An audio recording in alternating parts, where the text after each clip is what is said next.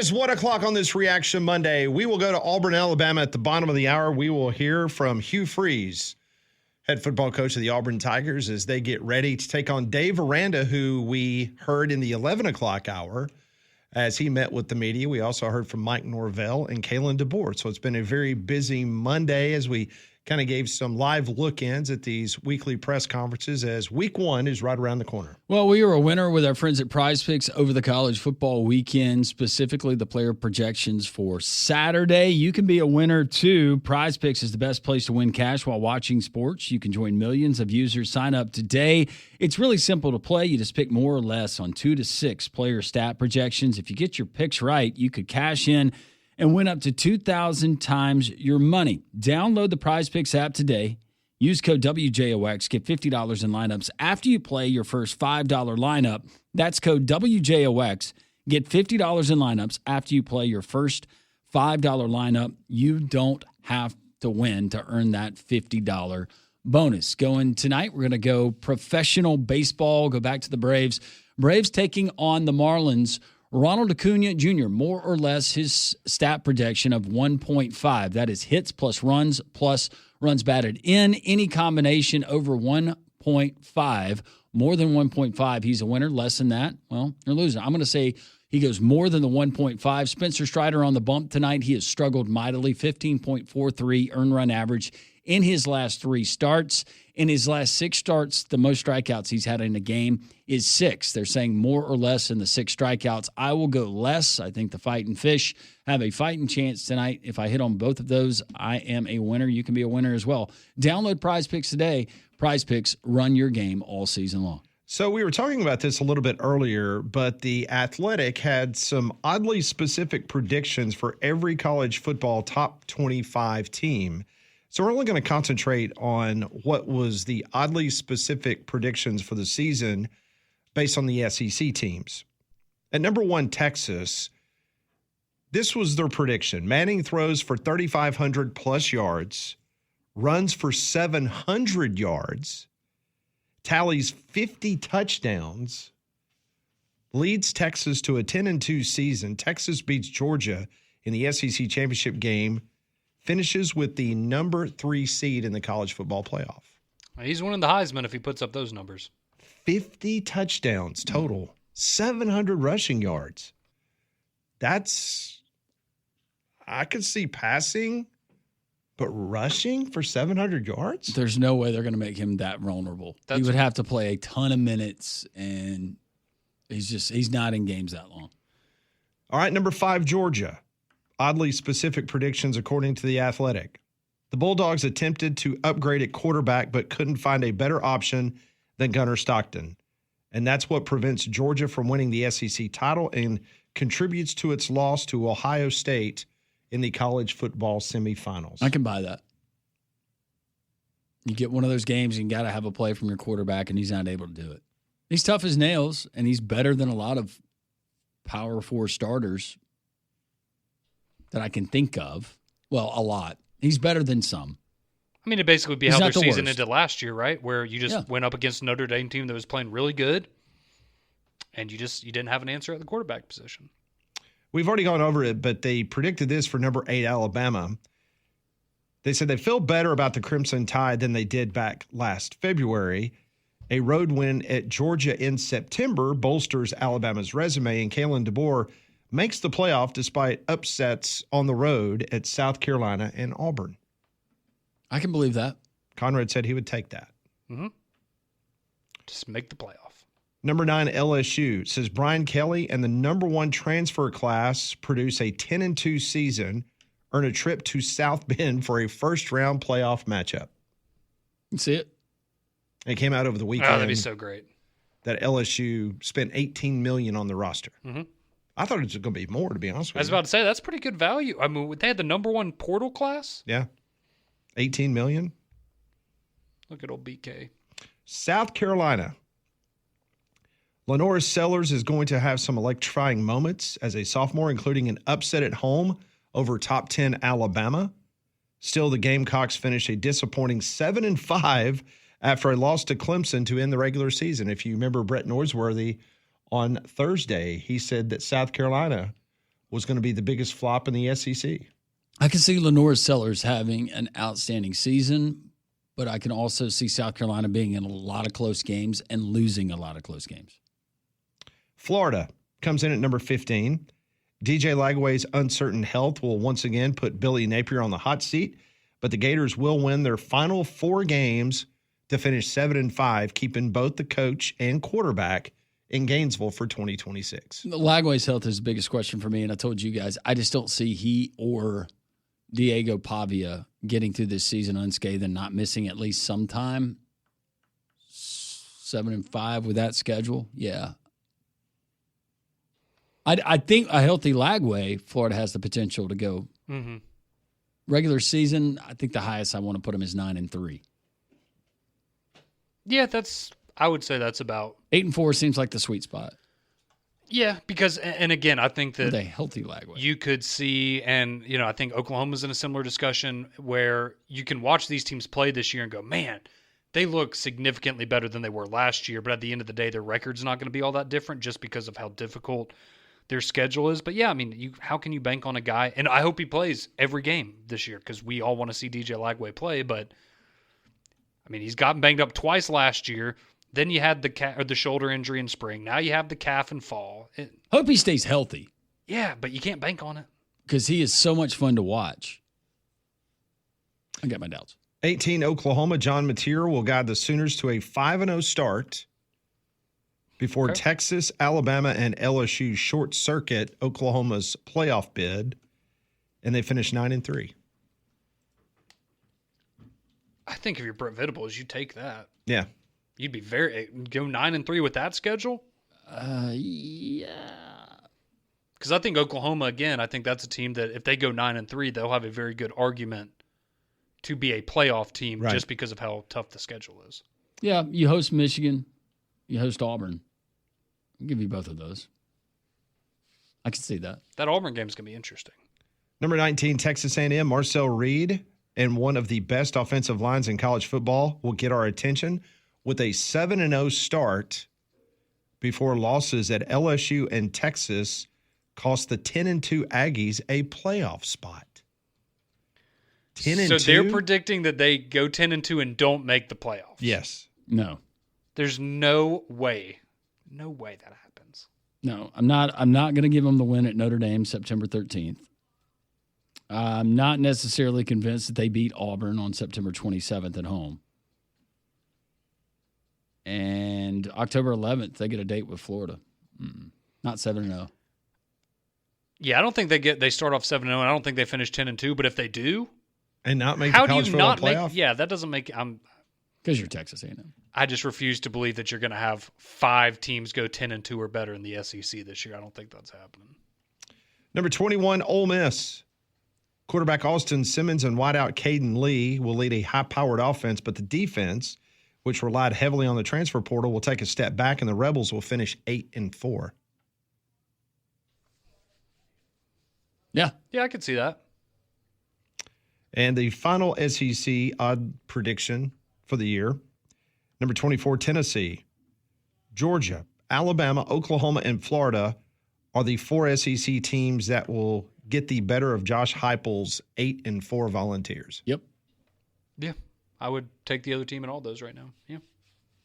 So there you go. Some oddly specific potential predictions for the upcoming season for the teams in the Southeastern Conference. Since February, going back to that February, this team looks different. I feel different about this team. Tennessee has changed the most for me.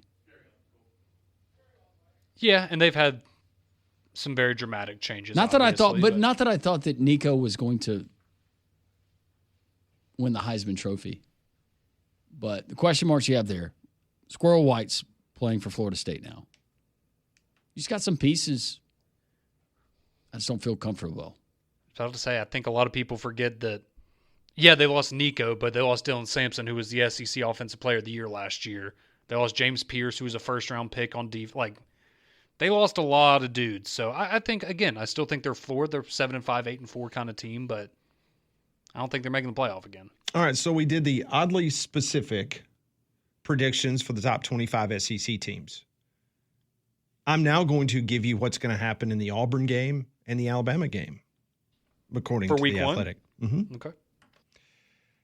For the Auburn game, neither team is ranked in the AP or coaches polls. Still, calling for both to be ranked at season's end, with Baylor reaching the college football playoff even after losing this opener on a Jackson Arnold to Cam Coleman fourth quarter touchdown pass.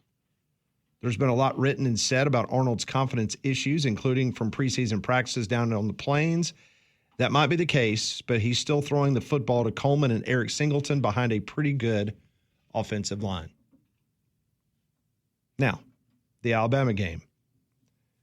The mystery here is what Mike Norvell's team, coming off a 2-10 season, looks like with two new coordinators and a roster makeover.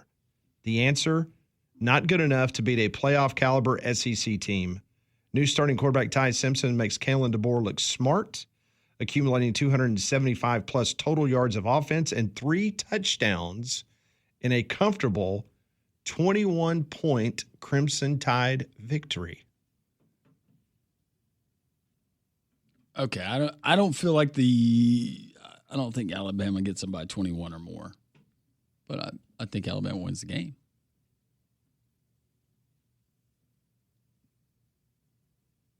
I told you last week I was at 38-17. That's still where I'm at for my prediction. What about the Auburn prediction? I think Auburn's going to win. I think that's going to be a closer game. I'd go maybe like 28-24 Auburn. Something like that. Okay. Some oddly specific information for these upcoming games. I just saw this is what they said about LSU Clemson. Brian Kelly hasn't won an opener yet at LSU, and the streak will continue because of Cade Klubnik. Clemson's offense, even with a new running back, puts up more than 400 yards on Blake Baker's revamped defense. Klubnik's late touchdown run seals the win, covers the spread, and Kelly bangs the table in frustration at the post-game news conference. Speaking of hitting things, do we get a Ryan Grubb camera shot when he's up there in the booth at some point this season where he's taking tablet, iPad, headset, pen, spit cup, and having a come apart because of a play? Oh, you might get that the first game. That's what I'm banking on. New quarterback. Oddly specific coordinator reactions Yeah. that we get this season. I do want a Brian Kelly. I mean, the one of him last year banging the table. That's an all-timer. Need another one of those. Great meme. Oh, well. When we come back, we'll do some Pat Ponders. We will hear from Hugh Freeze coming up at the bottom of the hour as the Auburn head coach has his weekly presser as he previews the Baylor game. All that straight ahead on Three Man Front. It is 1:17 at the bottom of the hour. We will go to Auburn and hear from Hugh Freeze weekly press conference. A little bit different. He'll be scheduled for 11 o'clock every Monday. Kalen DeBoer will be noon, but because Auburn playing on Friday night, things a little bit different this week for game week. So he is meeting with the media coming up, and we will carry those comments live at the bottom of the hour. Let's do this. Every day I come up with questions. They got answers. This is Pat Ponders. I want to know what you're thinking. Tell me what's on your mind. It's time for Pat Ponders. Brought to you by Courtesy GMC and Trustful. 9 acres of inventory. Brand new 2026s are coming in the lot right now. Pre-owned inventory through the roof in regards to pre-owned vehicles. So get by and see them right off of I-459 exit 32 in Trustful. Question number 1.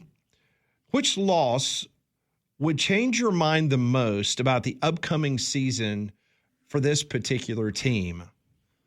Would it be an Auburn loss at Baylor or an LSU loss at Clemson?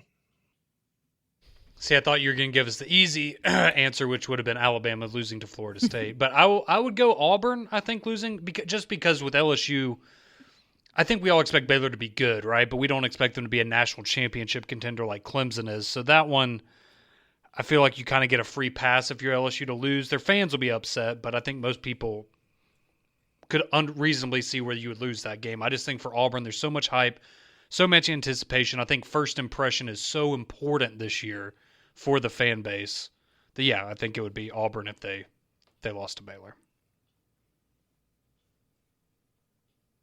And it's our opinion. Like, what about our opinion would change? Yeah, which loss would change your mind the most about the results for the upcoming season for either Auburn losing at Baylor or LSU at Clemson? I'd probably go Auburn, Baylor. I don't know. Right now, I am expecting LSU to lose to Clemson just because Brian Kelly always loses his openers. And that doesn't really change my mind about how the rest of their season is going to pan out. Unless Clemson now, like let's say Clemson beats them by 21. That's different. Yeah, then then we have a problem. yeah, that's a different Or conversation. if Nussmeier gets hurt.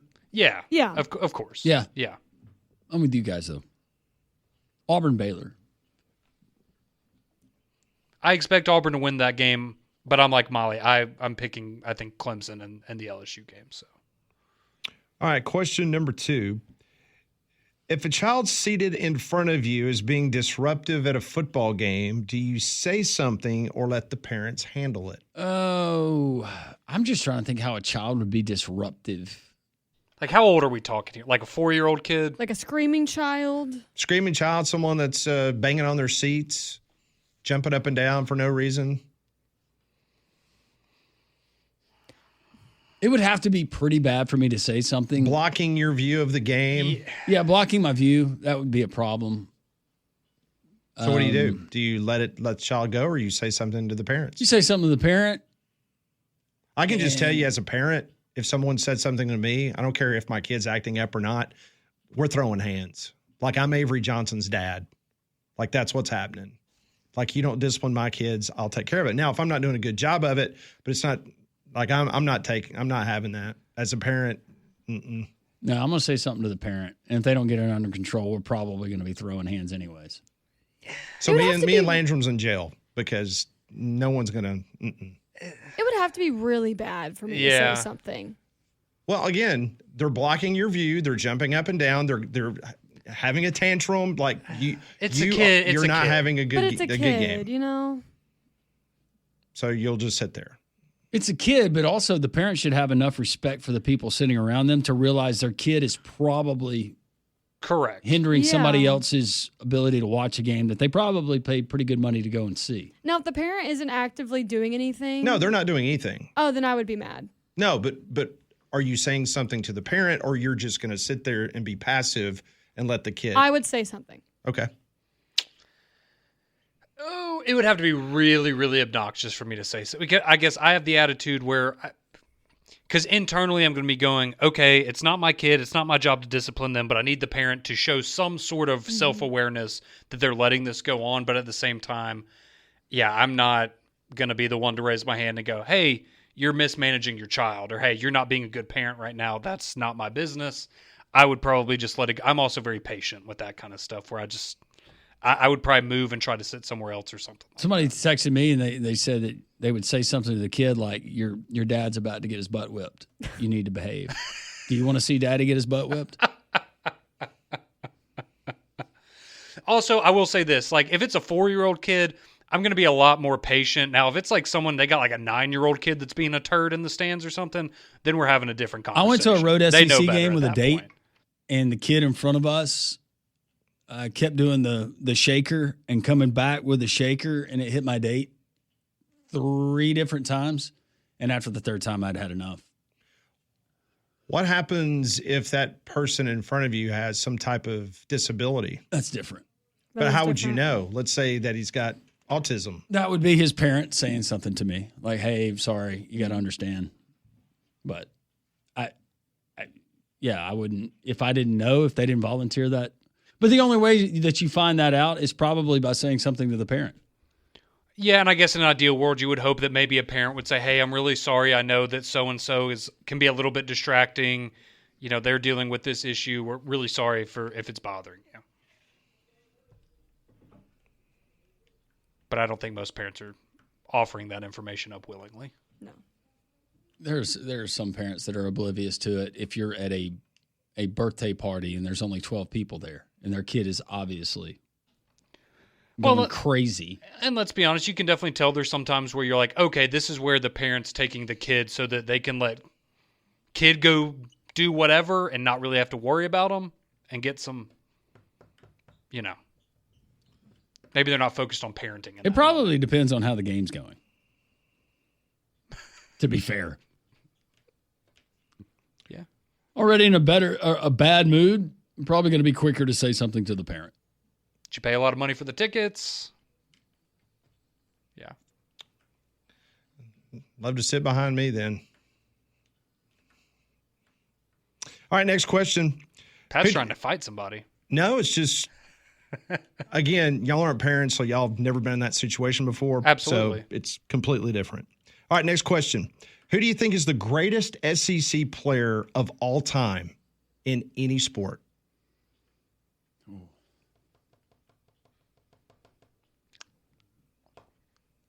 I'd probably still go Tim Tebow. In any sport? I'm sure there's somebody out there that's... No, I was just clarifying that Yes. Tim Tebow is the greatest athlete that has ever played any SEC sport. In my opinion, yeah. Okay. That's the first name I think of.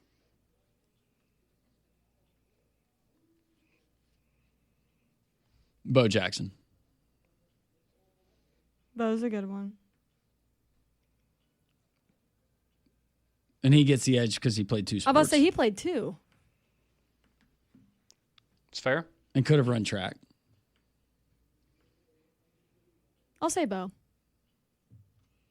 So 2 Bows and 1 Tebow. Tebow couldn't even make it out of AAA.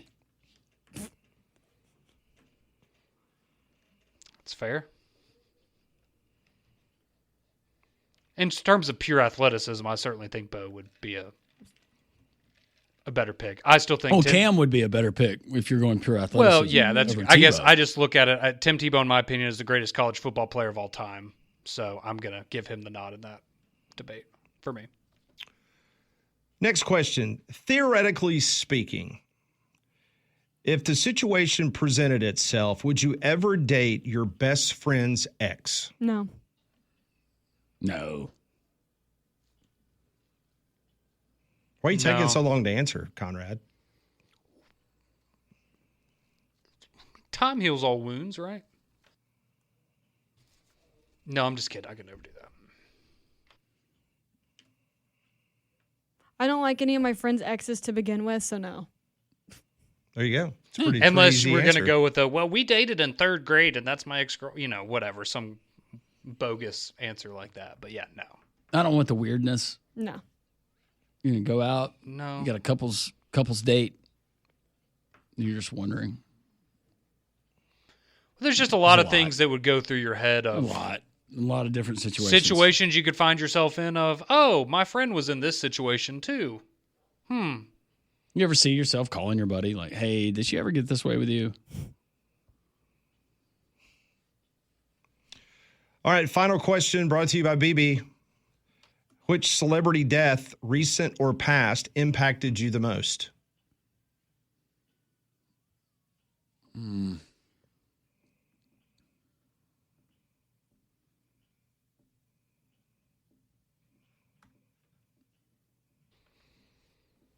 I go back to this one. It wasn't the most recent, but Chris Farley. I love Chris Farley as an actor, and whether it was Saturday Night Live or the different, just still watch his movies, make me laugh, and I couldn't believe it. See, for me, it's probably still Kobe. It's a good one. Mine's a little random. I know y'all probably won't be. Malu, you'll probably be familiar with this. The one that hit me the hardest was Mac Miller Oh, that's such when a good he died. one. And that's, again, I know a lot of people, our listeners probably don't know who that is, aren't familiar with him, but he was a rapper. But he passed away in 2018, something like. But he was somebody that, I mean, that was my favorite artist. I still listen to a ton of Mac Yeah, I Miller, listen to his yeah. music all the time. But like he was a white dude from Pittsburgh that How'd he became pass? really popular. Fentanyl. Yeah, so unfortunate situation with him there. But yeah, that was one where he was a big part of my childhood and, high school. So that one was sad for me. That's today's Pat Ponders, brought to you by Courtesy GMC and Trussell. Get back to school in a brand new GMC from Courtesy GMC. GMC Sierra is $1,500. Save up to $17,000. Sierra 2500 HD. Get up to $13,000 off. UConn XL, $5,000 off. Get by and see them just off I-459 exit 32, courtesy Birmingham.com. How energized is Auburn coach Hugh Freeze for the Baylor Bears? You're going to find out next. His weekly press conference comes your way on Three Man Front and Jocks.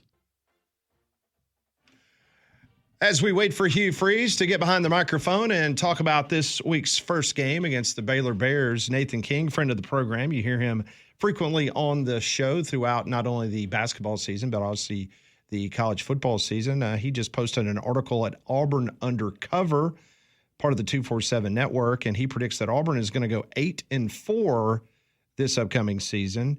And he says the 4 losses for Auburn will come from these 5 games: Baylor, at Oklahoma, at Texas A&M, Georgia, or Alabama. So that is what Nathan King is predicting. Let's go to Auburn now and hear from head coach Hugh Freeze.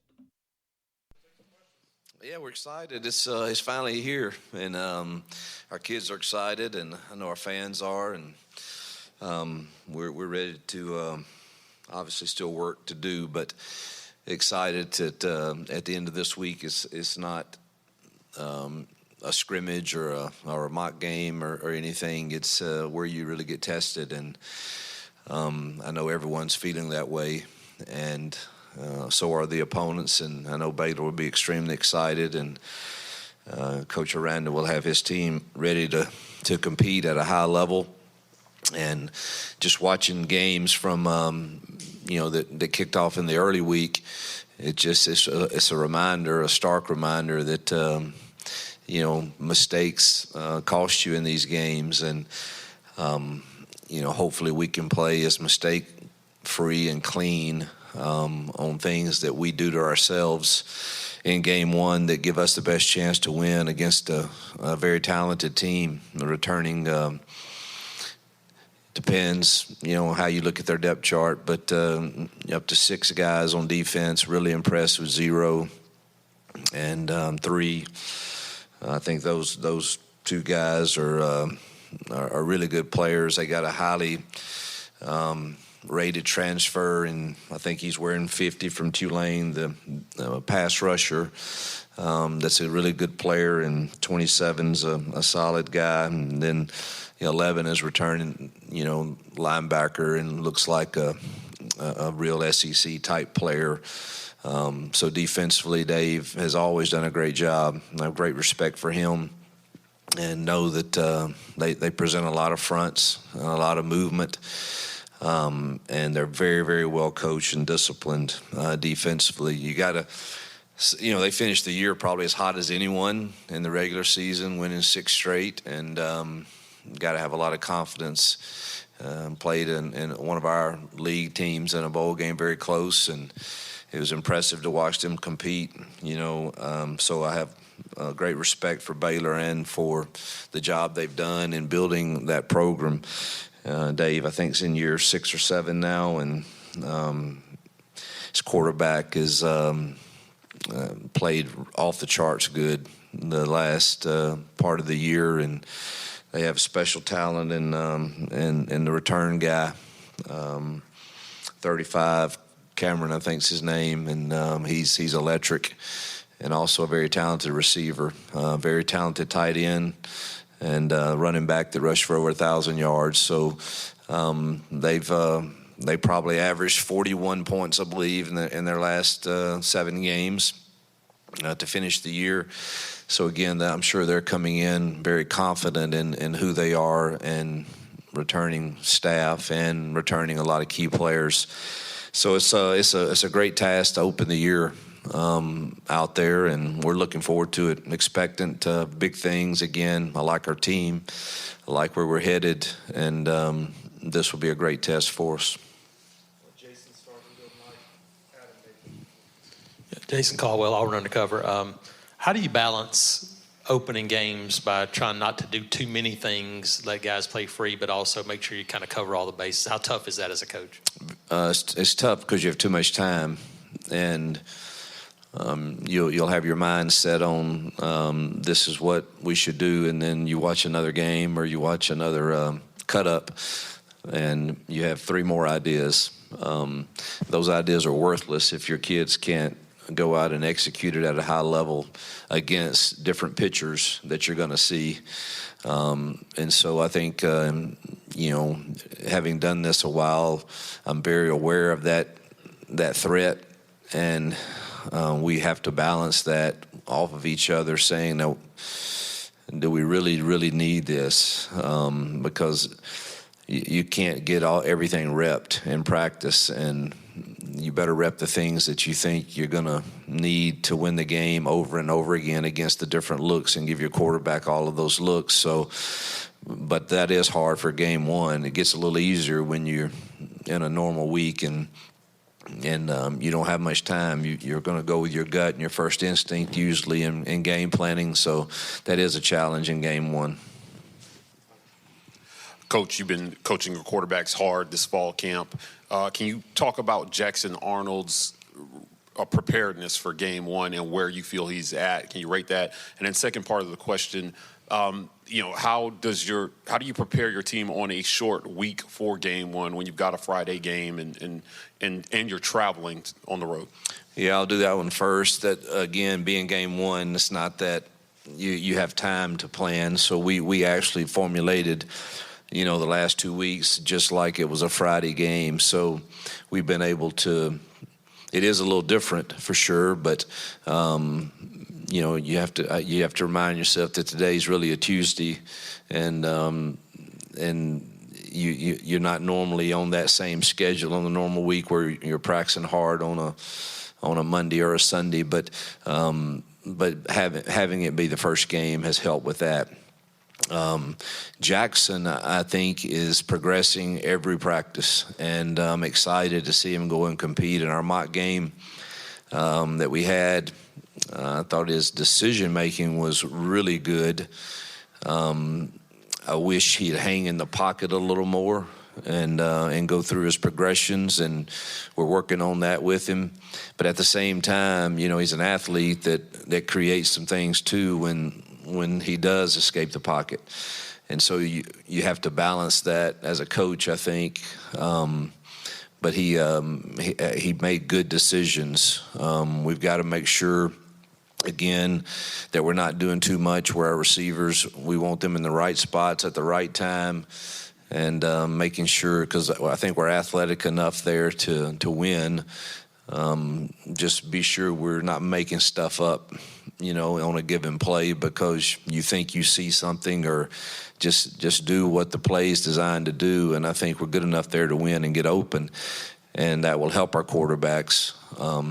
It'll be interesting, how we protect in this game with all the different exotic blitzes that they have. We've got a good plan for that, I think. But Jackson is, I'm pleased with his progression. Also pleased with Deuce and Ashton. Deuce in the mock game the other night was 7 for 7 and looked like nothing fazed him.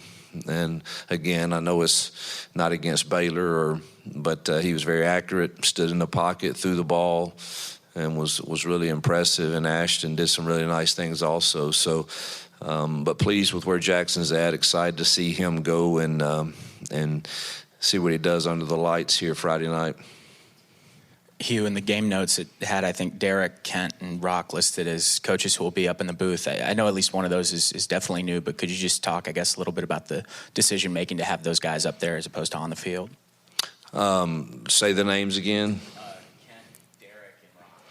Yeah, Ken and, DJ, obviously I let him decide who he wants up there defensively with him, but offensively, that's what we did last year. I felt it was best to have both Kent and Derek up, feeding me information and seeing things from their viewpoint when they make calls, for the next drive, and having I think you can think more clearly up there probably, and obviously with the tablet use, you really can get yourself together with them two being together there, have a really good plan for the next drive.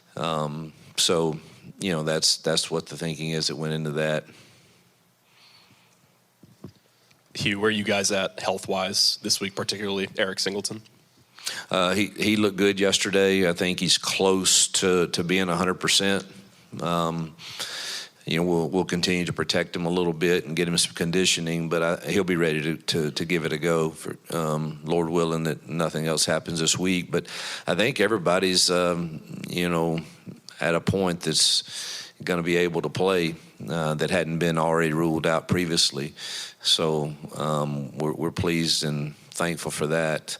Alex McPherson is still going through some testing, and we'll see kind of where he's at the end of the week. But at this point, I would expect kind of everybody that has not been ruled out earlier to give it a go. Hugh, you were in here last week talking about you wanted to see more from your guys up front with pass protection, straining more, doing that. How did they respond to that? How did you see that group do the last week in that area specifically? Yeah, they've improved. I know they're very capable of doing that. And again, I say things sometimes that are, and I don't know that everybody hears everything I say. They see 1,000 different looks right now that they probably hadn't been coached very well to protect either. And so, I hope that means we've got some good one-on-one pass rushers. And I think, the thought behind that was I felt like we were losing too many one-on-ones in that. And Baylor certainly has guys that will test us. But I feel confident in who our guys are. And I think it helps when you get in a game and you're not playing yourself, and you would hope. But it doesn't matter who you play. If you stay in 3rd and long, you're going to be in trouble. You're just not going to convert many of those against quality teams like Baylor. So I think what helps our offensive line more than anything is us winning 1st and 2nd down and getting into 3rd and manageable situations where we can do both run or pass. That would benefit them greatly. But they've responded well. Excited to see them have a chance to go out and prove that they're a quality SEC offensive line. You've got about 30 players or so listed on defense with oars. Just talk about how you feel about that quality of depth that you have there on defense. My first thought was it's going to be a long introduction, at Jordan-Hare when we introduced our starters on defense. But the truth is that is really it. The strength of our defense is in its numbers, and we've got to continue to hopefully adapt that mantra in our mindset, that it's not about the quality the quantity of snaps that I play. It's the quality that I produce when I get my chance. And I think that's really our strength is the numbers. And we will play all of those guys, I suspect, on Friday night. And he has all camp. And he rotates them freely. Whoever goes out there, the first group, it's never a sure thing. And you've got to keep producing each day. And the competition has made them all better. We'll see how these young kids do. We've got a lot of youth there that are going to play. And you got to see how they adjust to the game. And, usually, you're surprised by 1 or 2 guys that you're like, all right, he's better on Friday nights than he's shown. And the other's probably true too. You find out, all right, he's not quite ready. He's swimming a bit when the bullets are live, and it gets going pretty fast. So we'll learn a lot about ourselves, like everyone does in week 1. But I do expect DJ to play all those guys. If Alex is not able to go, what is the backup plan there? And then even if he is able to go, do you guys plan on using multiple kickers depending on the distance? That will be a discussion that Alex and I have on Friday. If he feels like he's able to participate, the next question will be, all right, let's be real on the, how are you feeling on distance? And it may be pregame before we know that. So the answer is yes. We stand ready to use other kickers. I think Towns has had a solid camp, as has Gibbs. It's really close between those two as far as what they've graded out accuracy-wise. Towns would probably get the first opportunity there, And we believe in all three of those guys. Obviously, Alex is super talented and accurate. It's just a matter of, what he feels like he's able to do, and then we'll go from there with Towns and Gibbs.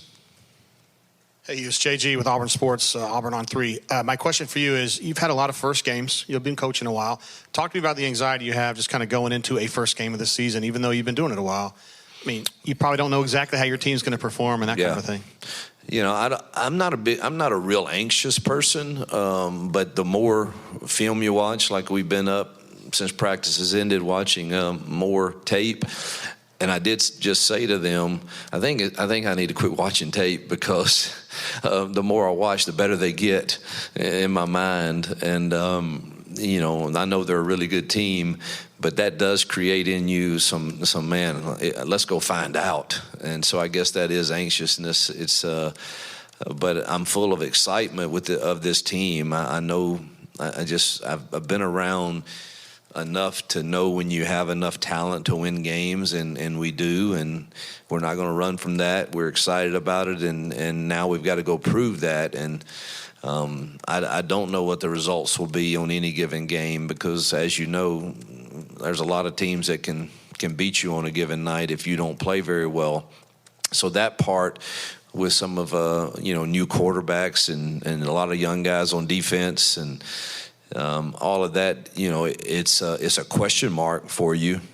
But I'm excited to go see them play. I know they are. When I walked in the team room to talk about our theme this week, they were excited and ready. That is Hugh Freeze from the Plains as they get ready for the Baylor Bears. We'll unpack some of the things that he said just moments ago. This is 3-Man Front on Jocks. It's 152. Welcome back to 3-Man Front. This has been Reaction Monday. Appreciate everybody joining us, either calling us, tweeting at us, texting us. We appreciate that. Join us tomorrow at Social Taco. We just heard from Hugh Freeze. A couple of takeaways. He was talking about Jackson Arnold. He has progressed in every practice. Says in last Friday's mock game, Arnold's decision-making was really good, but Freeze still wishes he'd hang in the pocket a little longer. It's been one of the criticisms during fall camp that he has not stayed in that pocket very long, and he has taken off and ran the football. Also, he praised Yellowwood for their partnership for Pat Dye Field, saying we couldn't function in today's climate without the quality of boosters that we have. But he says that he's very excited. It's finally here, talking about week 1. Yeah. And he should be excited. What he said, it should be encouraging to Auburn fans, is he's been around it long enough, knows when you have enough talent to win. He feels like they certainly have that, but you still have to go out there and prove it. He answered some questions about who was going to be in the booth this year, saying that Derek Nix, also Kent Austin, and Rock would be up there, the same as last year. And what he had to say about Alex McPherson, the kicker, and saying that he's going to do what he's able to do. I know that was certainly an issue. You felt like Auburn had that taken care of this year entering the season, but I guess we'll just have to wait and see what Alex can do, as Coach said. But that does not need to be a question mark this year. He also was talking about turnovers. He says turnovers speak volumes about our season last year. It wasn't just one person's fault. It was coaches and players. Okay. Yep. You got to put them in good situations, right? Don't set them up for failure. Do you think, going back to the Jackson Arnold thing on staying in the pocket, you think that's nitpicking? Or do you think that has been a glaring weakness in his view of the offense and he's just not saying it?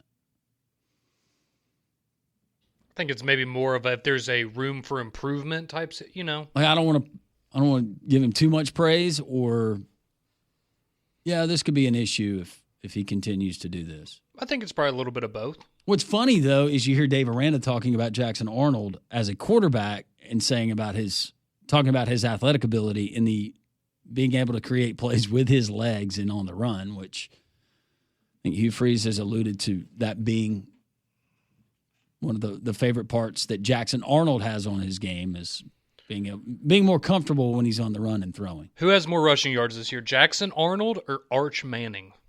Since apparently Arch Manning's going to have 700 700 yards rushing, according to The Athletic. That's a lot. That is a ton. I appreciate all of you joining us here on Reaction Monday, Look Ahead Monday. Thanks for sitting through the Dave Aranda press conference, as well as Mike Norvell. We heard from Kalen DeBoer, Hugh Freeze, and, of course, you. That's going to do it for us. Tomorrow, live from Social Taco, we'll be talking ball. Have a great rest of your Monday. God is great.